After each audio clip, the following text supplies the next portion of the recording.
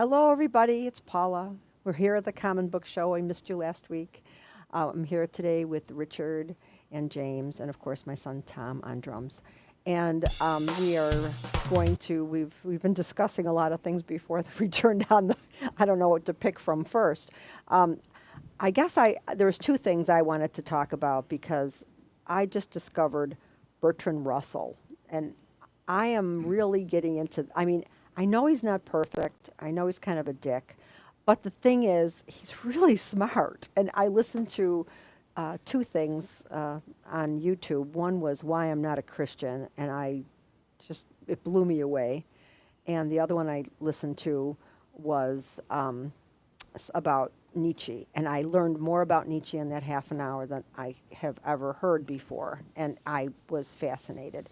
So any of you nerds out there who like highfalutin talk, I suggest you check out some YouTube Bertrand Russell. And the other thing is, I listen to on Libby, which I'm a big proponent of Libby, the library system. You can listen to books or read them on your phone, which I don't like to do. But I listened to Billy Budd, Herman Melville, and what a dilemma this book discusses between justice and legality. This young guy, if you've never read the book, you probably never will, so I'm going to discuss it. This young, attractive guy gets impressed into the British service, Navy, and he takes it all in stride. He says, okay, this is what I do now. I'm on a ship and I'm a sailor. So he's well liked because he's got a very sweet nature, and he's also very handsome and a big strapping Englishman. And he's not dumb. He's very smart, innately smart. He can't read or write because he was, the lower classes, but he's got an innate intelligence, and he's well liked on the ship. The captain likes him. Everybody thinks he's a great guy. They kind of like smirk when he comes by because they're all older and he's young, and they think, oh, well, he'll grow out of this nice phase and he'll become more cynical as he gets older because he'll learn more things. But they like him. They kind of see themselves as kids in him, and he becomes a favorite, and he befriends the oldest guy on the ship who gives him some advice, and he tells him, I think that the Grand Master, somebody on the boat, he was an officer. He's got it out for you. I just see it. And he says, really? I don't see that. He's always nice to me. But he was smarmy with them. He'd say, oh, how are you today? You are, I see you're in good spirits, but he was kind of mean. So he sets him up, and he has one of the other impressed guys go up to him and say, we're thinking about mutiny. And of course, Billy Budd, he doesn't want any part of it. But he also doesn't want to, so he tries to talk him out of it, and he says, I don't want to talk about this. I don't want, this is not something I'm interested in. But he doesn't tell the captain, which is what he's supposed to do. But he doesn't want to be a snitch because he doesn't want the other men not to like him. But he thinks if enough people tell him no, it's not going to happen. So he's hoping it just goes away. What do you mean if enough people tell him no? If enough of the impressed people, the people that were forced to come on ship, tell the guy that came to him. Ah, okay. He's hoping that that's what happens. He wants it to go away. Right. So, it turns out that the guy who doesn't like him set him up. And so the officer goes to tell the captain, I got news for you. Billy Budd is part of this scheme. And he could literally say that to him because Billy Budd never came to the captain to tell him. I see. So anyway, he doesn't believe it. The captain says, this is not in his nature. I don't see it. I don't see him as anyone that's going to do anything like that. So what he does is he arranges for Billy Budd to be in his office and for the officer to be in his office at the same time. And he says, say it to his face. So he does. And Billy Budd has this one little flaw because, he's handsome, he's strong, he stammers. And when he's really upset, he can't get the words out. So he wanted to defend himself, but he couldn't get the words out. It was like, ugh, and he couldn't say it. So the way he responded was to punch the guy, the officer that accused him. It was his way of defending himself. Well, it just so happened that his big, strong punch kills him. And so here he is, dead on the floor. And during wartime, on a ship, it's martial law. There's no gray area. You kill an officer, and you have to die. But the captain knows it was an accident. The captain knows this is a good kid who never meant to kill him, and he's thinking, can we get to shore? Because if we go to shore, it won't be martial law. They can try him and look at the extenuating circumstances. But they can't. They're out at sea, and they gotta do what they have to do because they have to set an example. It's part of the martial law thing, cut it at the quick. And so they have to kill him. But it almost drives the captain crazy. But Billy Budd, he's like, yes, this is what you have to do. This is part of what I killed him, and I have to die for it. And he went to the gallows like no problem. And it was like so sad. And it just gave you you felt the tension between justice and law. You felt it. It was just like so well written. And I did some research after I listened to the book, and it was published after he died. And I wonder what he would have done with it. I mean, to me, it seemed perfect. Definitely should beat his ass. Okay. Yeah, Brian, it's very flowery. It's Melville, and it's a lot of fancy language, but I think if anybody, Brian, you would enjoy the book. You know what that story reminds me of? What's that? The theme is, should you be governed by one person interpreting the law or the law? Yeah. In the 1940s, Joe Louis was the undisputed heavyweight champion of the world. For 12 years. In fact, he retired undefeated. Wow. All right, so that was in the 40s. The war was going on. So out of the goodness of his heart, he would travel from military base to military base in Europe. He would go to ships in the Navy, right? And he would put on little exhibition fights, and he would teach the soldiers how he boxes and everything. Yeah. They would always pass the hat. They would give him money, like, thank you, Joe, you're the greatest, we love you, etc. Well, after the war ended, the IRS came after Joe Louis, saying, you never reported any of that money that the soldiers gave you. Oh my! Can you believe that? That is. And they said, well, we hate to do it, Joe, but that's the law. Oh, that reminds me of the currently what's going on with eBay. You're selling most people. Well, I shouldn't say most people. A lot of people are selling used goods which don't qualify under the law and it used to be that they wouldn't send you anything to report unless you made $20,000. And what did they do? They lowered it to $600. Do you know there's a lot of people out there who depend on making a little bit of extra money to get by? Yeah. And now they've taken that away from them. And so, I mean, there's ways around it. There's ways to get around it. But the thing is, why come after somebody who's making $601 selling used merchandise, who's providing a service for people who can't afford to buy things new, instead of going after the corporate people, that are making money like crazy? What's wrong with getting a little bit of money from them? You want my $65 of tax? What about the 65 million you could be getting from this other place? I'm very, that is very petty. It's petty. And it also parallels Billy Budd in that Joe Louis was a very easygoing guy. So he didn't contest it or nothing. He just paid the things. Yeah. And it affected his income. But because it was interest and penalties and all this other stuff. You know what he did in the last decade of his life? He took a job at a casino. People would walk in the door, "Hello, I'm Joe Lewis. Welcome to the Sands Casino. It's nice to have you here."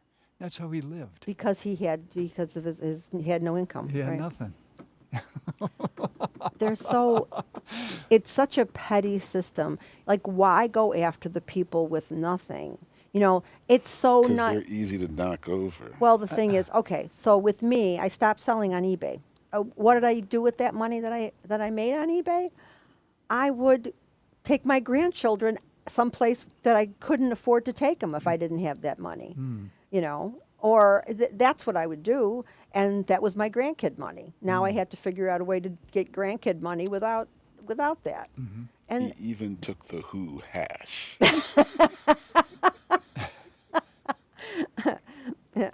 so I find it a very unfair system. Not that fairness is a thing, but I find. Oh, you just read Moby Dick? Oh, you know what, Brian?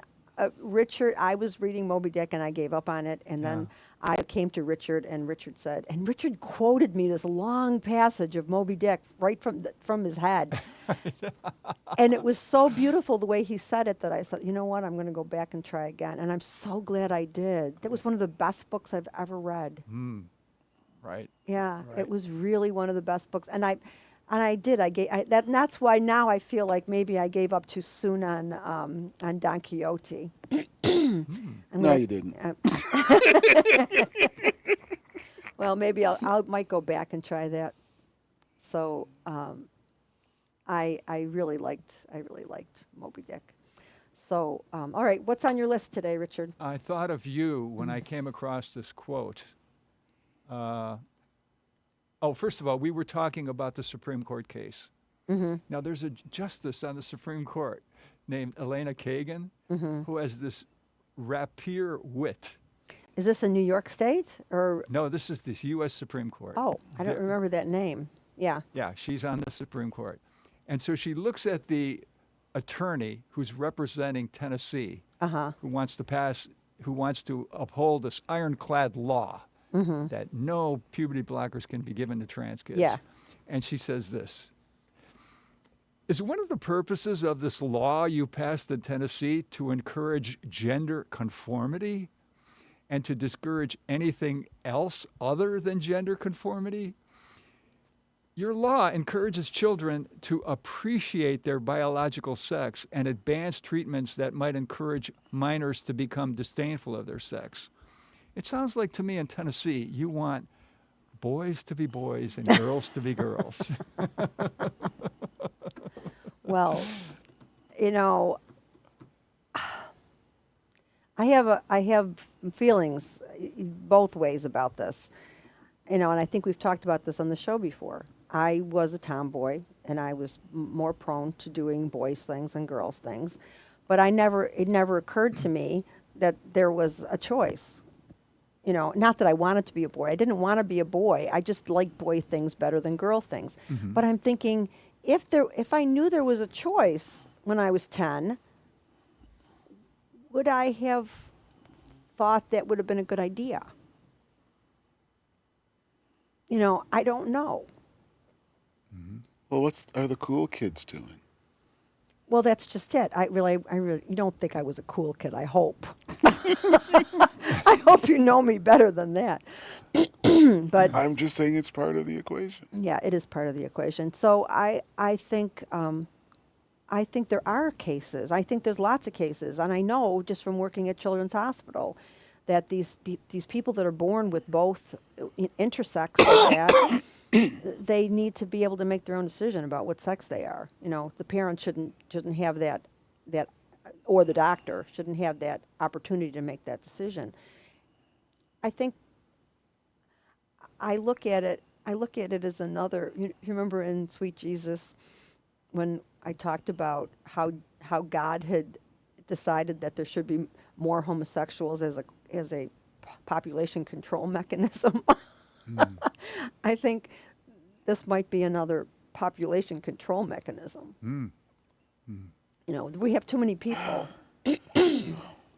Not necessarily, because quite a few of my clients were born with both and could technically have impregnated themselves. Really, was there enough? Because usually there's more of one than another.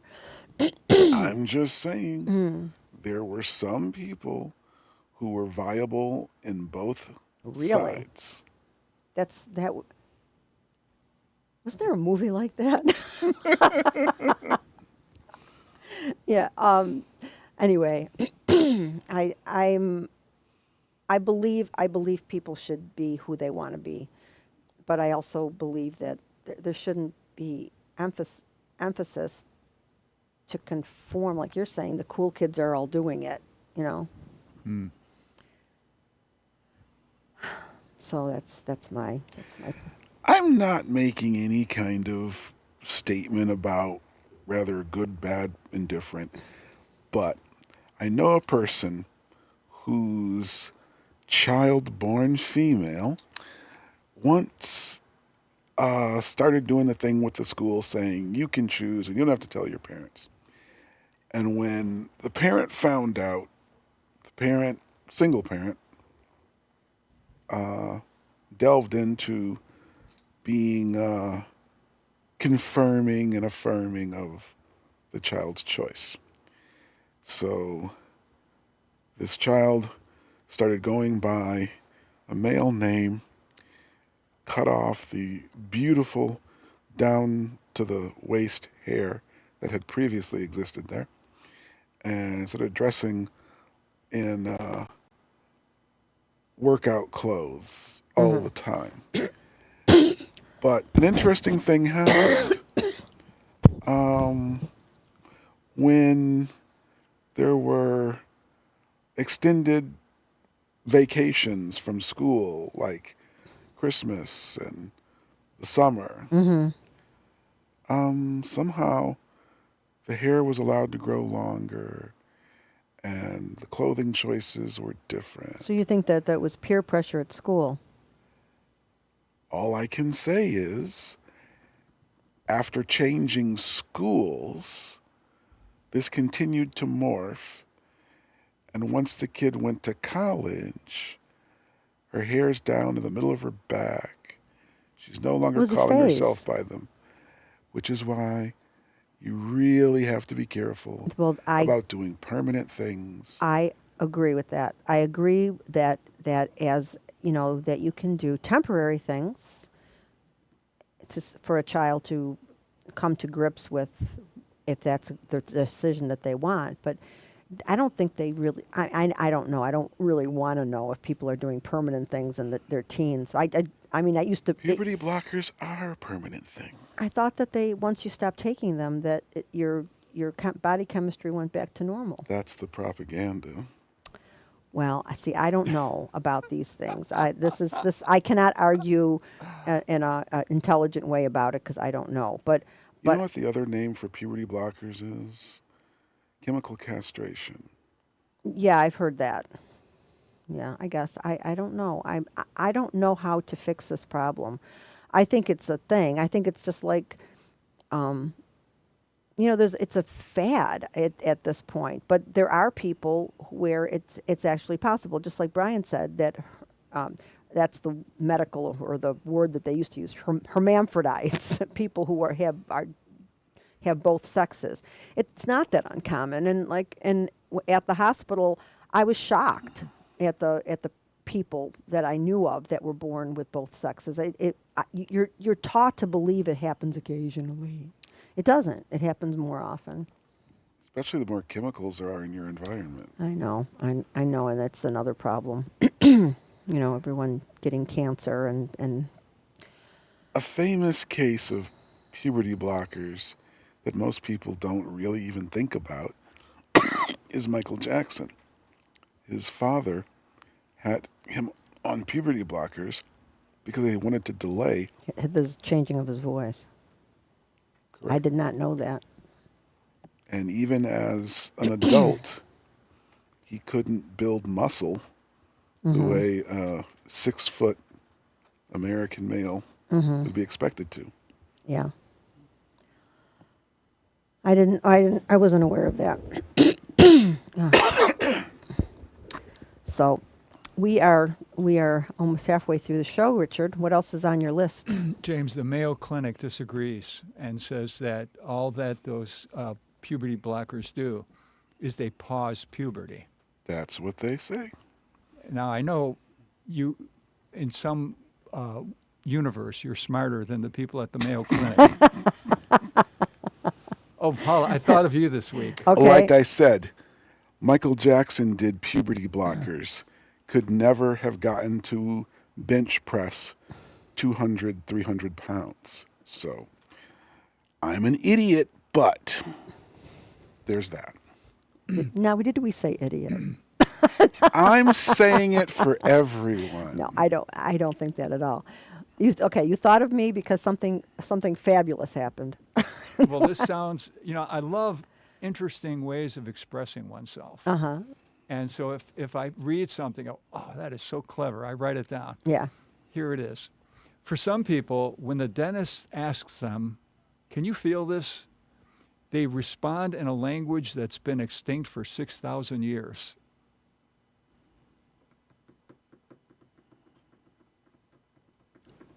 Because they feel it and they grunt. Well, usually they have all this stuff in their Oh. mouth. You never had a dentist talk to you when he Yes. was working on your mouth? Yes, and then just all you have to do really is bite them. That's all you have to do, and then they'll stop. Yeah, that's what started the whole common book show. Richard is writing down the stuff we find interesting out of the books. Sometimes because I'm listening to things so much on Libby, I don't always stop and back up and write it down because I'm doing something. I'm involved in something, so I'm doing less. Although I am rereading the trial. The Kafka book, huh? Yeah. Oh, I'm sorry. You know what? I got confused because that's what I do. It wasn't Billy Budd that got published after he died. It was the trial. The trial was published after. And do you remember, you've read that book? Which one? The trial? Trial? Yeah, trial I've read, yeah. How about you, James? You familiar with it? No. Yeah, I read. A group of people show up at your house one day and say, come with us, you're under arrest. You say, what for? And they won't tell you. They take you to the court. They won't tell you. Yeah, All you never know what you're under arrest for, so you don't know how to defend yourself. Well, that's just how it works. And it doesn't matter what you say to defend yourself. Right. So now I'm realizing in this book he's fantasizing in his own personal life about how women should respond to him.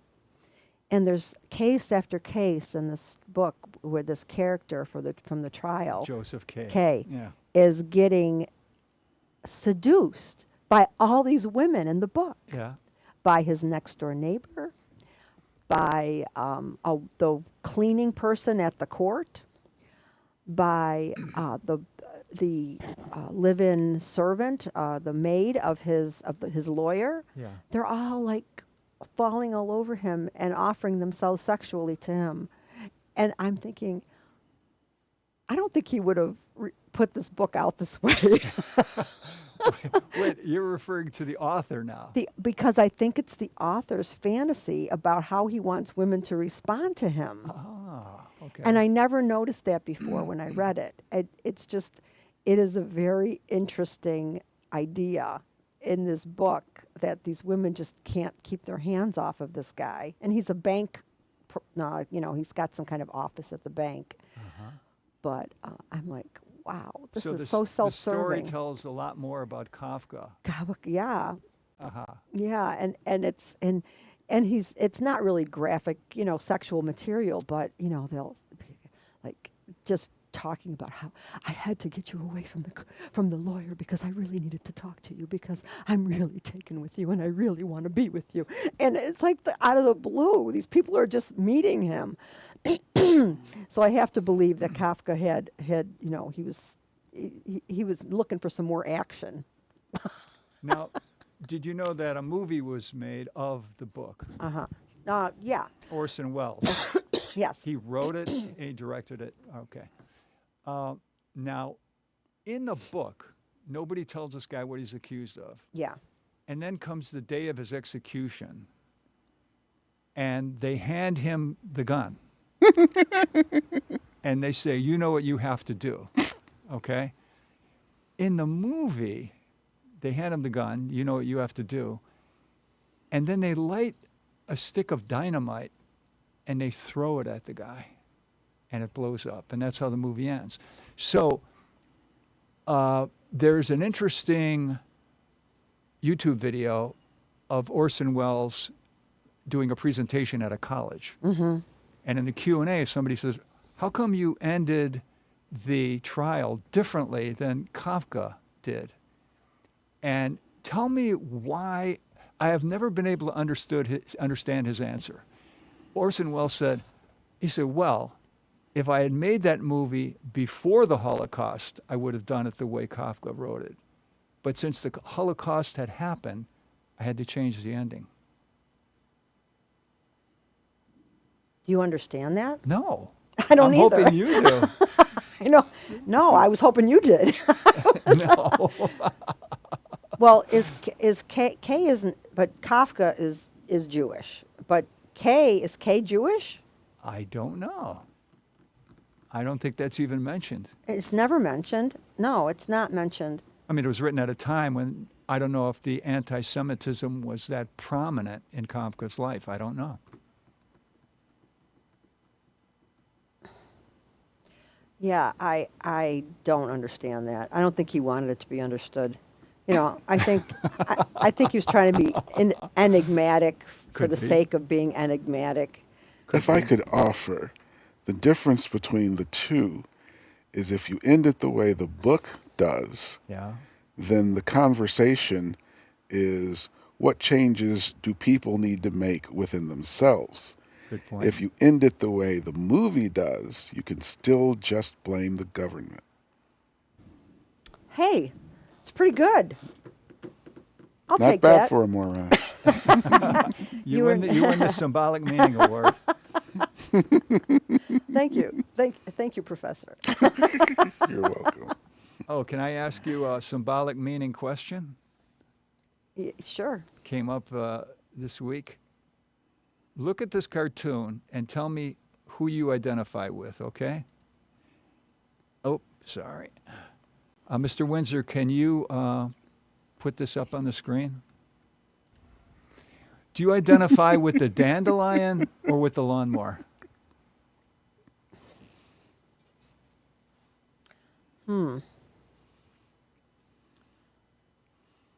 Dandelion looks like he might not. He's pretty angry about this lawnmower. Well, I'd hate to think I identified with the lawnmower, but I also hate to think I identify with the daisy or the flower, because either way it's a there's no room for in between, Maybe I'd identify with the lawnmower if I go around the flower. Yeah. But that's not what Kafka would do. Not Kafka, Nietzsche would do. He'd run over that flower in a second. That meant power. Yeah. Well, my interpretation of that cartoon Okay. is that the dandelion is looking at the lawnmower and saying, look, you can run me over, but I'm just going to grow right back. Oh, good point. Which is a sign of defiance. Yeah. Which is applicable to our political situation now. Yeah. All right? Yeah.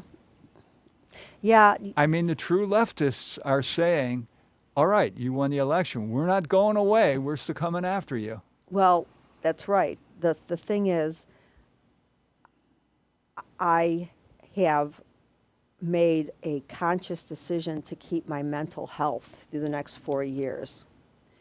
And in order to do that, I can continue to remain to be the person I am, which is a liberal who tries to be kind and considerate and loving toward the world. And maybe in my little way, I can change some things in a small way. But I'm not strong enough to take this on mentally because it nearly, the election nearly killed me. And that brings me to the next cartoon. Can you put that up, Mr. Windsor? Ed is determined to remain in denial until January 20th, and he's just staring at the sunny day and looking at Yeah, the well- window. And I wrote to somebody, I said, what I love about that cartoon is it's dedicated to all the people who were so stressed out over the election. They said, I need a break to recharge my batteries. Yeah. And the thing is, the sun will come up every day after the 20th of January. The moon will come up at night, every night. We will continue to breathe. There will be children born, maybe more than we actually want because of certain political choices. There will be, people will die. Life in the big picture, in the overarching life will go on. It's just that I don't know what's politically. I can stand up for, what I do. If I see someone on the street being hassled, I mean a kid or even one time I saw somebody being bullied, an older, not older, but, somebody in their 20s. Yeah. Because they were, they were Arabic. This was after 9/11. I can do things like I did. I can say, walk while these people are harassing them. Walk up to that person that's being harassed and say, "Oh my God, I'm so happy to see you. I haven't seen you in so long." Grab them by the arm and walk away with them. But that's all I can do. I don't have the mental capacity or the strength emotionally to take on what's going to happen. I don't know. I mean, are all of these people who are Trump supporters and Trump people in the government, are they all going to just buckle and let him put in Bozo the Clown to be the Department of Defense? Are they going to do that? Because it will fall apart. And we'll be vulnerable as a nation. And there's a lot of people, mostly Putin, who would love to see that. And don't you think he's involved? Probably. Don't you think he's talked to Trump and said, let it fall apart and then you can rebuild it the way you want it? Instead, he'll be, marching in and taking over. Do you think about these things, James? Are you saying that you think that Trump will do what the Bush administration did with the Bechtel company, having no bid contracts for everything going on in the Middle East? I don't know anything about what you just said. I didn't pay attention to politics until Trump started running. I was apolitical. I took no interest in world affairs until I felt that I was in danger. Well, personally. That's why we have a hard time having this kind of conversation. Because for me, the point is, what are you going to do going forward for the next 4 years? The same thing you did 8 years ago till 4 years ago. It's not like this is unprecedented. And I didn't see any gays or transgenders up against the wall with a firing squad. Liz Cheney made it through just fine. So did her famous uncle. So, it's all the same. But the people who are marginal thinkers, who are Trump supporters, they go to people's homes and they hit their husbands over the head with a hammer. That's nothing? You're saying Trump supporters hit their husbands on the head with hammers? The Trump supporters went to, what's her name? She was I'm very bad with. Oh, Nancy Pelosi. Nancy Pelosi's Okay. house, and hit her husband almost killed him with a hammer. Those were people who are Trump supporters who believe what Trump's saying, the garbage that's spewing out of his mouth. So there's a bunch of people protesting in front of your house. So you go out to that mob and try to take them on. Well, in this case, No. he broke in. He broke into their. He So broke one-on-one. into. Yeah, there's no. There wasn't a protest in front of his house. Somebody broke into the house. They were looking for Nancy Pelosi, and they attacked her husband, because they're marginal thinkers. Well, there's another thing now that's in the news where the head of an insurance company Oh, I know what happened for there. medical insurance got and shot in and the they back. think he might be a hitman that did it. And on 3 bullet casings, he wrote refuse, reject, etc. And That's their there are mantra. people now. This is in the New York Times today. There are people on Facebook and Twitter saying they hope the guy who shot the person never gets caught. He's a modern day Robin Hood. Wow. That's scary. But do That's you think he scary. voted for Trump or for Harris? Well, it means he's taking his ideas to a dangerous level, right? Yeah. But our insurance company, what are they doing when they decide that we have a financial interest in not giving you what you paid for? Right, right. I have a client right now who has an upcoming surgery in the end of January. Mm-hmm. There are certain deadlines that must be met. The insurance company approved everything, including the surgery. But there are certain things that you have to do in order to get yourself ready for this procedure. Mm-hmm. One of which involves me. Now, Involves you? yes, I Okay. do the prep for the Okay. surgery. All right. So they approved doing this, and then, as my client and I are doing the work for the preparation, they say, oh, you need to refile your paperwork because it wasn't complete. Oh, we didn't get the paperwork. You'll have to resend it. Oh, you didn't put this on the paperwork. Oh, wait a minute. You have this on the paperwork. Take that off and reassign it. And then, now that we are just 45 days away from the procedure, they say, we're not going to pay. Now, No, if my insurance client companies are evil. if my client had been waiting for them to pay, the client wouldn't have done the procedures. Now, the client has paid for the procedures and is looking for reimbursement, and they're saying, well, now that it's basically at the drop dead point or the date, we're just not going to pay. So my client is going to have to sue the insurance company to get the reimbursement. And because the client waited, because, well, they're supposed to do this, that, when they didn't do, the client is actually behind on the procedures to make everything right for the surgery that's surgery. coming up. And what are you supposed to do about that? Because they know that you're over a barrel because you either have to pay out of pocket and fight with them to get it back, which is crazy because they're going to spend more than what they were supposed to pay just to fight you over it. No, I agree with that. And you know what?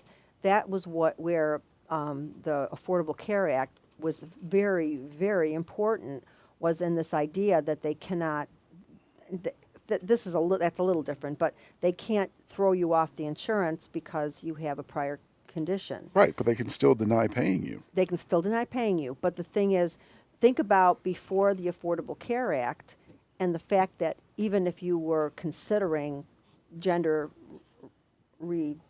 assignment, that would have been a pre-existing condition and you would have been off. There would have been no even discussion. But this is, this is how they get around that, by making the bureaucracy so complicated that you can't get approval because you don't know what they're looking for. Do you know how most medical insurance in the United States came from? No, tell us. No, I have no idea. I know that we didn't have insurance when I was a kid because the doctors only cost $20. That too. Imagine how much it went up when we got single payer. But anyway, the thing is this. At one point, the United States had this crazy maximum tax of 90%. If you made more than a certain amount of money, you were taxed at 90%. So companies devised at a certain point, it's useless to give you a raise. So in place of giving you a raise, we'll give you employer-paid benefits. Interesting. I didn't know that. I didn't know this either. So it was a way to get around the ridiculous 90% tax. Yeah. And even though the 90% tax went away, this idea of employer benefits that are not taxed stayed being a thing. And the medical insurance business just grew and grew and grew because this was money being... When was this, what decade approximately? Well, the person who adopted the 90% tax was Roosevelt. Okay. And it came about because he wanted 100% of everything you made over $1 million went to the government. Yeah. So he met with all the captains of industry and he said, here's my proposal. And they said, we'd like you to reduce it. And he said, to what? And they said 80. And Roosevelt said, will you settle for 90? And they said, yes. Okay. So that was in the 50s, 30s. the 30s. What am I thinking? So That's when it started. So, yeah, but, because, but, you know, you had the Great Depression. But I also, but of course, we were always we were always a working class family. So nobody had health insurance. You just went to the doctor and you paid him $20. You know, that's how it worked. We didn't. My mother had to. Every time she had a kid, they had to pay like $250 or something. But that was a lot of money to them at the time. But that goes right back to the capturing of the medical community. Before the Rockefeller interests bought up and closed down any schools that weren't under their control, that's what it was. Being a doctor was like being an auto mechanic. And once the industry was captured, the prices went up because now it's a monopoly. Yeah. Or at least a virtual monopoly. Yeah. I'm. It's broke. It's really broken beyond beyond fixing at this point. And besides, you know how many doctors that I worked with, because I worked at Children's Hospital for a while, who when they got their internships, they decided, I made a big mistake. I don't want to do this. This is not a job. You never get off. That's it. You're done. You're done. But people that do it because they want to make the money, those are the people that really regret it. The people that love it, that love the idea of healing, you know, those people are different. But not everybody's like that. You know, I used to feel so bad for these guys and these women who were like, what did I do? I just spent all this money to become this thing that I don't even like doing. You know, it's terrible. Now, you were a fan of that series Nurse Jackie, right? I love that series. Yeah. Didn't she take some kind of medication to deal with her stress? She was a drug addict. Yeah. And is that because she found the job so stressful, or for some other reason? I think it was a number of things. I think she had an addictive personality, but it also helped her to be able to cope with it. Yeah, but it was a great series. It was really well written. But yeah, so I don't know. I don't know what the answer is. Maybe, I mean, if I thought Trump was smart, I would think, okay, maybe he's trying to dismantle everything because he does have a better idea for building it back up, but I don't think he's smart. So, you know, because everything is so corrupt and broken. How do we fix it? Well, you know what happened in South Korea? Yeah, that was great. Now, what's your reading of that? My reading is, you know, we've got one of these people, these megalomaniacs, who's in charge and who who says we're going to do this martial law thing, and you had a bunch of level-headed people who said, "Fuck you." Interestingly enough, that person in charge, all right, who Yeah.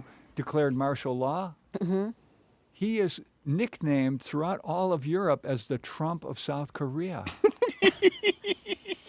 And he himself admits that he follows a lot of Trump's ideas. Yeah. So isn't that almost like a blueprint for what the left is going to do in the United States? I hope that whatever happens, you know that Biden is thinking about preemptively giving pardons to people that he feels are in danger under the Trump administration. Yeah. Yeah, I don't know if that's. Well, that brings up the Hunter Biden thing. Do you think that was a ethical thing that Biden did that? I have two opinions about that. My first opinion is he gave his word he wasn't going to do it. Yeah. And was that only contingent on whether he was going to become president? Was he only trying to put on a good show so that people would think he was righteous and Yeah. they would reelect him? Yeah. As a mother, I would have definitely gave him a pardon. Definitely. Mm-hmm. I mean, but the But way, you would never have promised not to give him a pardon in the first place. Well, I mean, probably not. and well, the question is, what should he do now? Don't you think it would be wise for Biden to say, at the time I made those statements that I would never pardon him, the world looked like X. And he thought he would be president, and that he would that it would mitigate the charges or whatever the whatever Hunter Biden would have to do. Yeah. In order to ride out his term. Yeah. But with Trump in charge, he didn't have a clue. Yeah, I think you're right. Yeah, and then Biden would say, now the world looks like Y. It's a different world. Yeah. So I have to have a different way of strategizing this. Yeah. Because there was an interesting cartoon where, the elephant represents the Republican Party. Yeah. These three elephants are in a torture chamber, and they all are wearing masks like the way the people who would chop off your head would wear a mask. Oh, yeah. And somebody comes to the door and Executioner. says, "I got bad news, boys. He's been pardoned." Like they had the rack ready. Oh. They had pokers in the fire. You know what I mean? Yeah, well, I can see that as being what went on in Biden's mind, Yeah. and saying, I have to protect my son from this. I think this is going to turn out really, really badly for him, and I don't think it's a fair. I don't think it's fair. Mm-hmm. But not that like I keep saying fair, like it's a thing. There's no such thing as fair. Fair doesn't work anywhere. We are a society or not even a society. We are, humans are a species where we all want to be treated fairly, but most people don't want to treat other people fairly. So it doesn't work out really well for humanity. But I feel like I'm torn. Like I said, he did this thing that he said he wouldn't do, but I know why he did it. And I like your take on it, how his worldview changed based on who was elected. Well, he wouldn't have been Situational ethics. president. Yeah. Very good. There's just That's one. exactly what it is. There is a particular problem with this pardon that most people aren't actually looking at. It's the scope of it. Is that what you're going to say? You mean that it's a blanket? Well, the thing is more the fact that he better be pardoning himself before he leaves office as well. Because thing about pardons is that it eliminates your Fifth Amendment right to not testify about a question. And you could still have Hunter pursued to discuss issues around the things that he might have been charged for, which would throw under the bus members of his family. Because now he can't refuse to answer a question because he's not in jeopardy himself. So what happens when he is in some legal star chamber and is asked, and who exactly is the big guy? And if, So Hunter. yes, who did you give $10 million to? You got $100 million and you gave 90 million away to different people, including this person known colloquially as the big guy. Now, if the big guy is Joe Biden, like most people believe it is, isn't that treason? I'm not 100% sure what defines treason, but do you not think it's possible that Joe Biden will pardon himself before the... I'm saying since he's pardoned Hunter, Yeah. he better be singing I beg your pardon for himself as well, because this pardon of Hunter. And maybe he's doing all these preemptive pardons because because he wants to make it look like he's worried about the repercussions, and then like the last one is, oh, by the way, I'd like a pardon too. Yes. You know. Me too. Yeah, that's a good point. I'm yeah, but he could still lie. Again, it would not look good. Yeah. Even if you're just having Hunter up on the stand and poking him with all of these questions. Yeah. And But isn't there a thing about family, like husbands, wives, children? that only pertains to husbands and wives. Oh, it's not It doesn't children? pertain to your father. And it doesn't pertain to your cousin or your brother. Yeah. Okay. Well, we're going to see, aren't we? It's going to be an interesting 4 years. I don't know if it's going to be interesting in a good way, but we're going to have an interesting 4 years or more. We don't know. We don't know what's going to happen. This might change everything. You know, we can't even predict what's going to happen. I'm curious. I don't watch the news anymore, but I do know what happens because I watch the talk shows, and it gives you the light version of the news. Mm-hmm. And you know who's going to get these into these positions. All the people that he's putting into them are they're like time bombs that are just going to. I mean, all the people in the government. I did hear something that I found interesting. What he gave to that Ramaswamy guy and I can't think of his name now. Elon Musk. Elon Musk. Yeah. He gave them like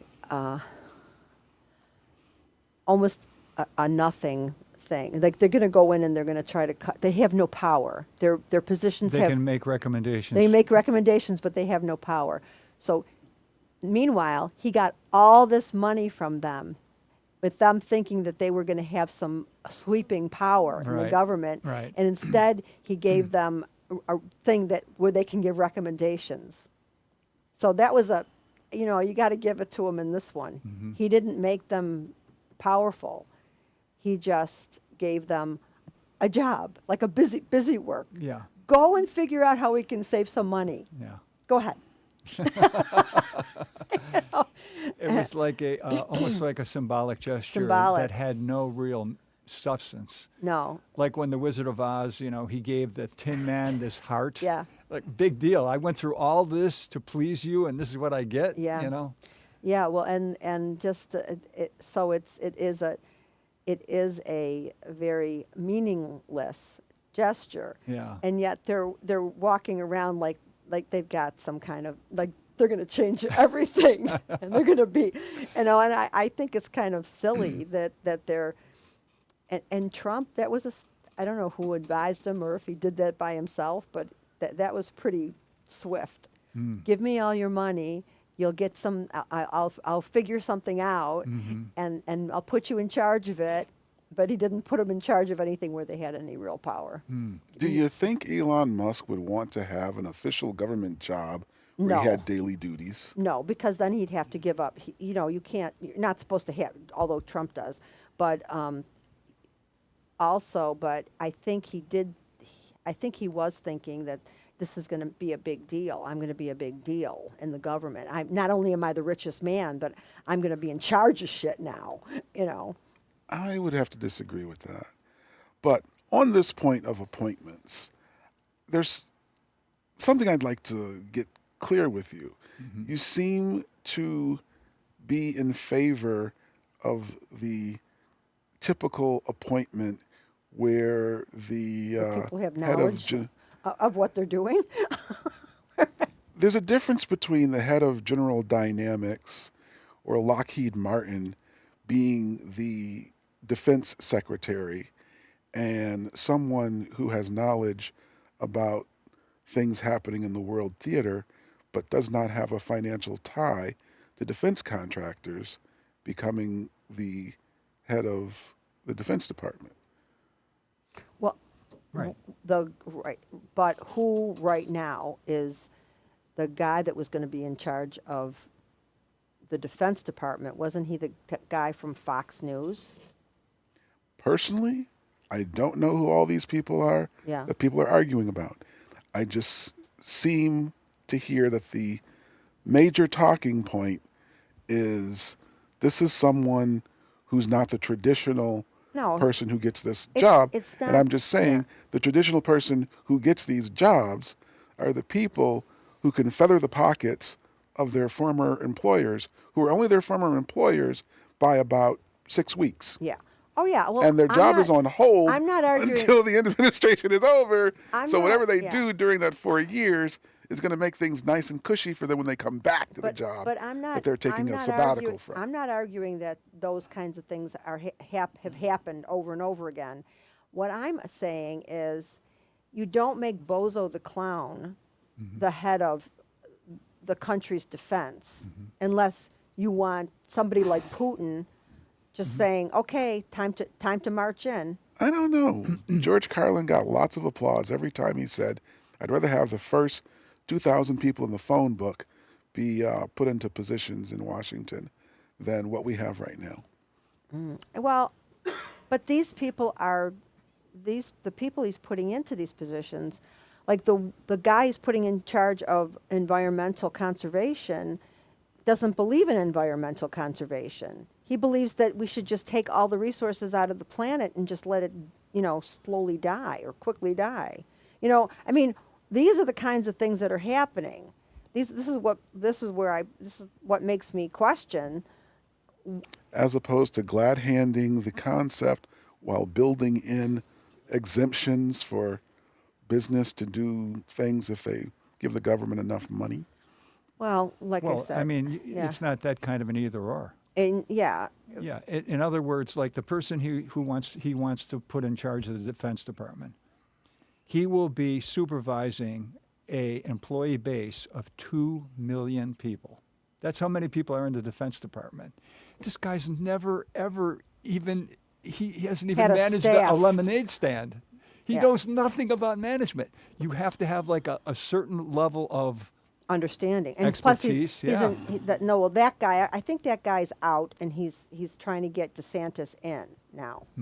But that guy was dangerous because he's first of all an alcoholic, and he's been up on charges for all kinds of stuff against women, and he is and even his mother spoke out even his against mother him. spoke out against him. And the thing is, and he's just a knucklehead. He just looks good. He's handsome. He's handsome, and he speaks well on TV. He doesn't even speak well on TV, really. Maybe next to the rest of the Fox hosts, he does. But knuckleheads. There's a lot of knuckleheads in government. I'm not saying there's not, but these are people. These are people who shouldn't be in government. All right. Well, on that note, we're done. I'm glad you came. Thank you, Brian. Thank you. Who else was up there before? Mick was on the Mick, show. thank you. I know you're really critical, but I like you anyway. All right, so I will say goodbye. Goodbye.